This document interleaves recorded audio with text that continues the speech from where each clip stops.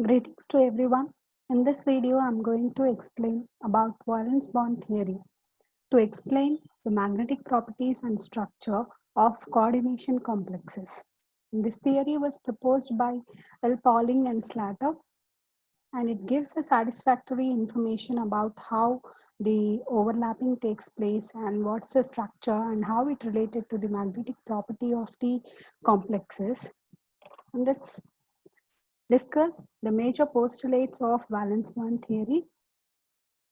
According to the VB theory, uh, we consider metal and ligand will be formed, bond will be formed by donation and accepting of the electrons, in which ligand is donating the electron and the metal will have a vacant orbital in order to accept that electrons donated by the ligand.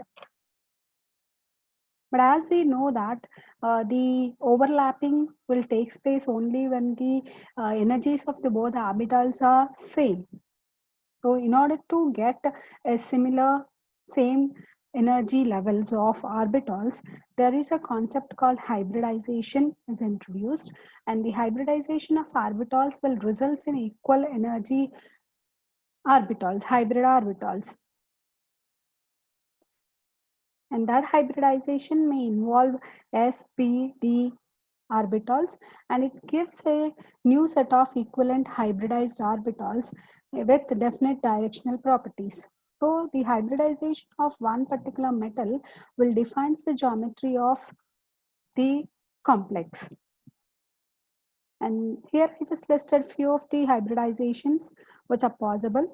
And if sp hybridization is there, the complex will have a linear structure, and whereas if it is sp2, means one s orbital and two p orbitals are involved in hybridization, it results in trigonal planar complex. And if it is the sp3, means they are related to the coordination number also. And if the coordination number is 4, there are different possibilities that sp3 means one s orbital and three p orbitals may involve in hybridization, or else it can be dsp2 orbitals that involves in the hybridization. Depends on which orbitals are involving in hybridization. This dsp2 means the inner d orbitals, means n minus 1 d orbital is involving in the hybridization. So depending on what type of hybridization it is, though the coordination number is 4, it may have, the complex may have tetrahedral structure or square planar structure. And even in the case of the coordination number 5, the there are two possibilities of geometry for a complex, that is trigonal biplanar and square pyramidal. It is also just varies based on what type of what type of hybridization it is.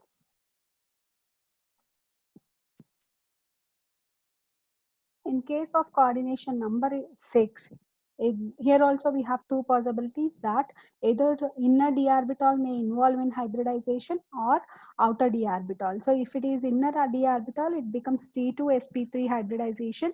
If it is outer, it is sp3 d2 hybridization, and that results in the octahedral geometry for the complex.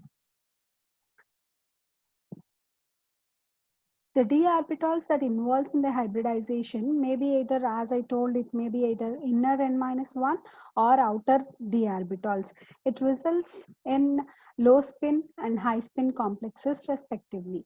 And the non-bonding metal electrons occupies the inner d orbital, which do not participate in the hybridization, thus even in the bond formation. And as I told, each ligand can able to donate a pair of electrons which can be accepted by the hybridized metal d orbitals, and it results in the formation of a covalent bond, which even also called as coordinate covalent bond. And here, depending on the number of unpaired electrons in any metal complex, we can even calculate its magnetic momentum also, or else vice versa. If we know the magnetic momentum of a complex, we can identify the number of unpaired electrons in a complex. So if the magnetic momentum is 0, the number of unpaired electrons are 0. If magnetic moment is 1.73 and the number of unpaired electrons are 1, it is 2.83 and it reflects the 2. We can calculate the number of unpaired electrons from its magnetic moment, which can be experimentally calculated. Although it provides a satisfactory pictorial representation of the complex quantitatively, it does not provide the quantitative interpretation of the stability of the complexes. And there are a lot of limitations for the VBT, that it does not explain the spectra of the complex with the color of the complexes. It does not predict any distortion in the geometry of the complexes. It does not give any detailed information about the magnetic properties of the complex. In turn, the theory was proposed based on the magnetic properties. They first tested the magnetic property and then they cross verified their hybridization and all. And it does not explain the reason for electron arrangement against the Hund's rule. There is no concept of a strong field, weak field at the time of VBT proposal.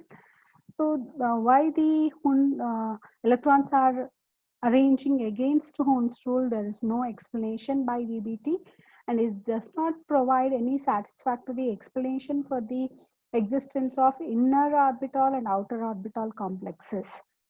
These are the few limitations of the VBT. Let's discuss few of the examples so that we can understand clearly. Here I took an example of tetrahedral complexes, which is a nickel tetracarbonyl complex. And here if you take the nickel, here the nickel is in zero oxidation state. So its oxidation state you can give, its atomic number is 28. So it is electronic configuration is 1s2, 2s2, 2p6, 3s2, 3p6, 4s2, 3d8. So if you consider the outermost valence orbitals, it is 4s2, 3d8. In case of this complex, whatever given, here it is in zero oxidation state. So it just have 3d8, 4s2. In that case, the empty orbitals, which are sp3, this empty sr, sorry, if in case of this complex, this CO, which is a strong ligand, it make the electrons to pair up. But at that time, as I told, there is no concept of strong ligand or weak ligand. I told you they first verified the magnetic property of the complex and they found that it doesn't have any unpaired electrons. So they thought that, they imagined that these two electrons which should be there in the 4s are paired up into the 3d. So then at that case 3d become 10 and 4s and 4p become vacant.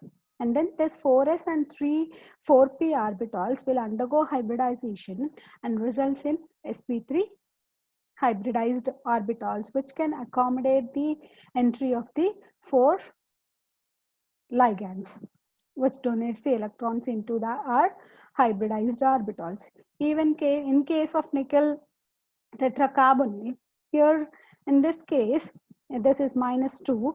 So in this case, the nickel is in +2 oxidation state. Here also we can expect the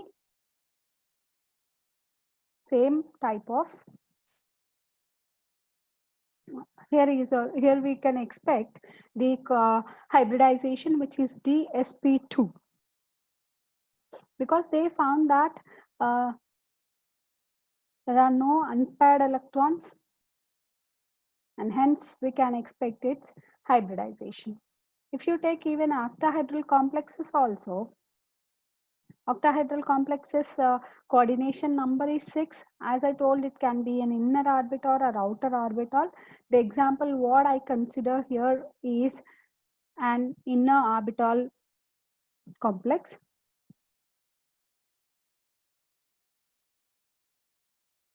So you just have the 6, that is 4s, 2d, means 2 d orbitals, 1 s orbital, and then three p orbitals becomes vacant, and then they can accommodate the electrons from ammonium ligand, and it forms a bond with that ammonia ligand, and hence it is an inner orbital complex. In the similar way, you can try with some other complexes. Thank you.